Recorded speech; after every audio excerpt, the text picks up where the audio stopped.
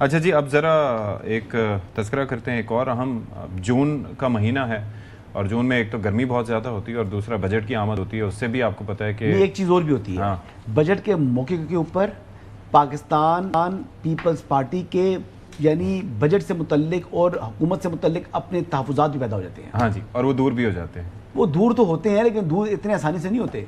लेकिन आप ये देखें उनके लिए खासी कॉस्ट पे करनी पड़ती है। पुरफज़ा मकामात की सैर के बाद वो दूर हो गए कुछ मामला। लेकिन बहरहाल सबसे ज़्यादा तहफ़्फ़ुज़ात बजट के मौके के ऊपर जिस पार्टी का रिकॉर्ड है उसका नाम पाकिस्तान जो है MQM है, महाजिर कौमी मूवमेंट।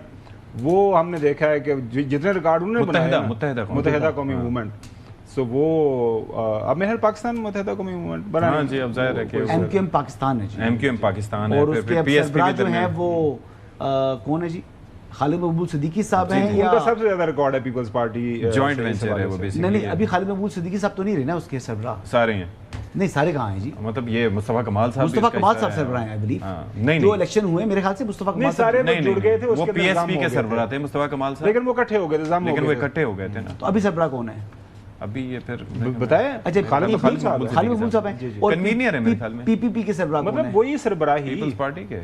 हाँ जी, पाकिस्तान पीपल्स पार्टी के जो चेयरमैन हैं वो बिलावल भुट्टो जरदारी साहब हैं और शरीक चेयरमैन। अब प्रेसिडेंट जरदारी साहब अब वो शरीक चेयरमैन है। अब देखिए मुझे समझ नहीं आ रही कौन चेयरमैन है इसके ऊपर। वो कल एक कॉलम लिखा हुआ था, उन्होंने कहा था कि अगर इसके ऊपर कोई नुक्ता उठा देना कि एक ही जो है शख्सियत दो पार्टीज की कैसे वो उसके पास सरबराही हो सकती है। बिलावल साहब चेयरमैन है पाकिस्तान पीपल्स पार्टी के और को चेयरमैन है पाकिस्तान पीपल्स पार्टी पार्लियामेंटेरियन के जी। तो उन्होंने कहा जी ये नुक्ता, ये हमारे साबका चेयर वो नहीं है सेक्रेटरी इलेक्शन कमीशन कमर इल्शाद साहब ने भरपूर कॉलम लिखा है दुनिया अखबार के अंदर। उन्होंने कहा ये नुक्ता अगर उठाया जाए तो देयर इज अ पॉसिबिलिटी उनको इलेक्शन कमीशन। आपको याद है कि एक वक्त था कि जब मतलब पीपल्स पार्टी में क़यादत जिला वतन थी और उसके बाद पीपल वर कॉलिंग शॉट्स, तो उस वक्त क़यादत थी मखदूम अमीन फ़हीम के पास जी। वो चेयरमैन थे पैट्रियट्स के मेरे ख्याल में उस वक्त। नहीं, फहीम वो पेट्रियट तो उनके खिलाफ बनी थी ना। पेट्रियट तो उनके खिलाफ बनी थी। मखदूम अमीन PPP के। हाँ, PPP के चेयरमैन वो बने थे। तो उस वक्त बल्कि वो 4P थी, पाकिस्तान पीपल्स पार्टी पार्लियामेंटेरियंस। यस, वो उसी वजह से मुझे पैट्रियट याद आई थी, वो सालेह हयात साहब। खैर, खबर ये है कि जो हम बात कर रहे थे सारा NFC के मामला, और फिर वो कह रहे थे कि जी डेडलाइन और ख़ास तौर पर पता नहीं क्या रेड लाइन बल्कि कहा जा रहा था कि 18th अमेंडमेंट और साथ में ये था। तो उसमें जाहिर है कि अब खबर क्या है, इस खबर पे भी हम आएंगे, लेकिन मैं चाहूँगा कि सबसे पहले राना सनाउल्लाह साहब ने एक बात फरमाई थी, अर्ज़ फरमाया था कुछ, और वही उसी के मस्दाक उनकी गुफ्तगू में मस्दाक सब सही साबित हुआ। क्या फरमाया था देखें ज़रा। आपने बताया कल बजट पर सारी बात हुई है। मेरी इत्तला ये है कि 18वीं NFC और 18वीं अमेंडमेंट को आप नहीं छेड़े, लेकिन जो टेक्निकल कमेटीज बैठ जाएंगी दोनों पार्टीज की, वो ही तरीका निकाल लेंगी कि 18वीं अमेंडमेंट भी ना छेड़ी जाए NFC वाली शिक, और आपको भी वो पैसे मिल जाएं जो आपको चाहिए वफाक को। ये फार्मूला तय हो गया। बिल्कुल हर चीज जो है वो कल तय हो गई, और ये जैसे ही कल इसका ऐलान होगा तो आपकी तमाम उम्मीदों के ऊपर पानी फिर जाएगा। आपको खुशगवार हैरत होगी, आपके लिए तबसरा करने के लिए और प्रोग्राम में बात को ऊपर नीचे चढ़ाने उतारने के लिए कोई बात नहीं मिलेगी। अच्छा जी, और ये राना सनाउल्लाह साहब ने आपसे कुछ वक्त पहले भी यही बात की थी कि पैसे चाहिए वफाक को और वो मामला तय हो जाएंगे। अब उसमें जाहिर है कि कुछ खुश फहम ये समझ रहे थे कि कोई तरमीम के नतीजे में ऐसा होगा, लेकिन वो तरमीम के नतीजे में ऐसा नहीं हुआ। तो खुशगवार हैरत है क्या? तो फिर इसमें यह है कि NFC के मामला और फिर उसको छोड़ के 3 सूबे वफाक को इजाफी शेयर देने पर तैयार हो गए हैं, और इस मुताल्लिक ये भी बता दिया गया है कि 12 जून को बजट मुतवक्के है। और वफाक को पंजाब से जी 620 अरब, सिंध से 310 अरब, बलूचिस्तान से 85 अरब से ज़ायद मिलने का इम्कान ये जाहिर किया गया है। तकनीकी कमेटी और पीपल्स पार्टी में मुज़ाकरात हुए हैं, और फिर पख्तूनख्वा ने शेयर को बानी से मुलाकात से मशरूत किया। ये बात हो रही है पहले की।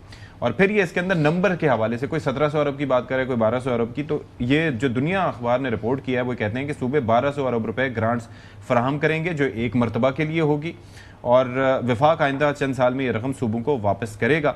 लेकिन मुहासिल की तकसीम के लिए जो NFC का फार्मूला था इसमें तब्दीली नहीं होगी। अच्छा, ये तो बात अपनी तरफ हो गई। इस पे ज़रा हम आप ये देखें कि ये वफाक से ही रकम लेके वफाक को ही उधार देने का फार्मूला है, जो वफाक को लौटाना होगा सूबों को 3-4 साल में। तो अब इसमें ज़रा शोएब निज़ामी साहब हमें ज्वाइन कर रहे हैं। उनसे ज़रा बात कर लेते हैं इस पे कि जाहिर है कि फिर इससे पहले कि आप लोगों की राय ली जाए। शोएब निज़ामी साहब, बहुत शुक्रिया जी, आपने हमारे लिए वक्त निकाला। ये ज़रा समझाइएगा कि ये क्या फार्मूला है, एक तो रकम कितनी होगी और ये एनएफसी को छेड़े बगैर, क्योंकि ये खदशात का इजहार किया जा रहा है कि मुमकिन तौर पर कुछ सेक्टर में फ़ंड फ्रीज किए जा सकते हैं, कुछ और मामलात पे बात की जा रही थी, एनएफसी को भी टच किया जाएगा आगे जब बजट आएगा, तो ये कैसे रकम आएगी, कैसे प्रोवाइड की जाएगी, क्या तरीक़ेकार होगा, समझाइए हमें ज़रा। जी, चूंकि इस वक्त कम था तो कानून साजी की मुमकिन नहीं है और जो ऑर्डिनेंस था वो भी मुमकिन नहीं था, तो इसके लिए एक तरीक़ाकार ये तय पाया है कि विफाक जो है वो एनएफसी के तहत ही सूबों को रकम फराहम करेगा, और जब वो एनएफसी के तहत सूबों को मिल जाएंगी तो सूबे इसमें से रकम जो है वो विफाक को वापस ग्रांट की सूरत में करेंगे, और ये ग्रांट जो है विफाक कुछ अरसे के बाद जब इसके हालात बेहतर होंगे तो ये वापस कर सकेगा। इसमें जो है किसी ना तो 18वीं तरमीम की ज़रूरत होगी, ना एनएफसी में तरमीम की ज़रूरत होगी, और ना किसी स्पेशल ऑर्डिनेंस की ज़रूरत होगी।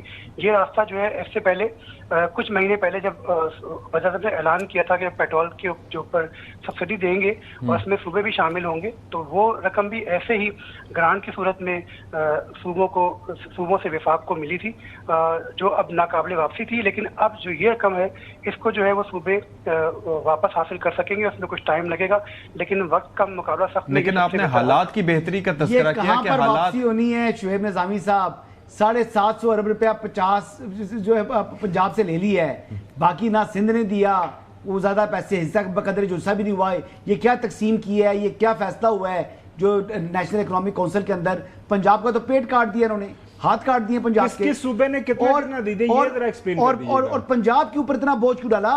अगर डालना था तो आबादी के तनासुब से डाले ना। 50% पीएचडीपी कट कर दिए 1450 अरब का। 920 अरब रुपए की कटौती का इत्तेफाक हुआ है सूबों में, जिसमें जो सबसे बड़ा हिस्सा आप सही कह रहे हैं 750 अरब पंजाब दे रहे हैं, तकरीबन वो पंजाब फराहम करेगा, जबकि सिंध का जो है वो 816 से कम करके 706 रुपए किया गया है। खैबर पख्तूनख्वा का जो है 564 अरब रुपए से कम करके 455 अरब रुपए किया गया है। लेकिन जो 110 अरब दे रहे हैं केपी के और सिंध, ठीक है, पंजाब दे रहा है 750। टोटल बजट का हुजम भी देखो, 920 टोटल। मुझे ये बताएं कि 350 एक तो हम ले रहे हैं आईएमएफ से, फिर हम ले रहे हैं यहाँ से बैंकों से, और अब ये है कि ये इसका नाम क्या दें? ये जो ग्रांट है ये उधार की मद में होगी या इसमें कोई इसमें देयर इज अ कैच, या जितनी रकम ले रहे हैं उतनी ही लौटानी होगी? जी, अभी इसका तरीक़ाकार जो है वो तय होना है, क्योंकि इस वक्त जो है माजी में एक बहुत बड़ी रकम खैबर पख्तूनख्वा की बाकी है, जिसको वो नेट हाइडल प्रॉफिट कहते हैं, तकरीबन 2,000-2,500 अरब रुपए से जायद की वो रकम है। इसी तरह ये बात के विफाक ऑलरेडी जो है वो काफ़ी सारी ग्रांट्स और सूद सूबों को प्रोवाइड कर रहा होता है, तो उसमें से भी इस रकम की कटौती हो सकेगी।